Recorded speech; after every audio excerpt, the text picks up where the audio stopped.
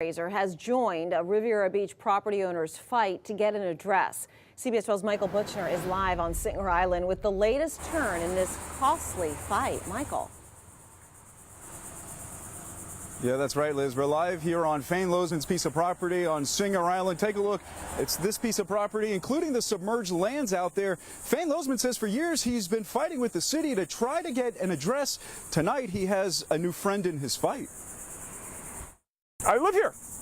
This is my home. Fane Lozman says he can't get mail here. He can't get water or electricity because he doesn't have an address. You know, I'm entitled to get my mail. I shouldn't have to go get a mailbox somewhere. Since buying this Singer Island property and 4 other pieces of submerged land more than 2 years ago, the Riviera Beach property owner says he's been asking the city for an address, a request he insists the city has denied.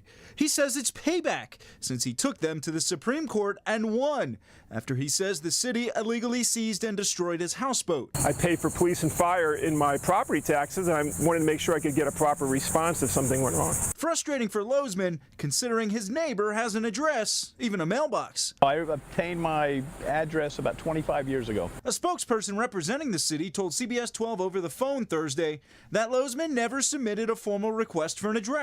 That's 100% untrue.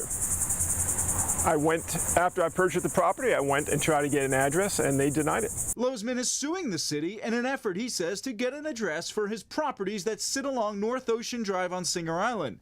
Now the county is stepping in after Lozman filed an application for a homestead exemption.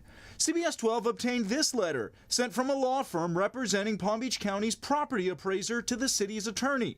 The letter asks for a letter from the city with an address for Lozman so that the office can send him his assessments, exemption, and property tax-related information and notifications. There's no valid reason not to give me an address. There's empty lots all over this city that have addresses.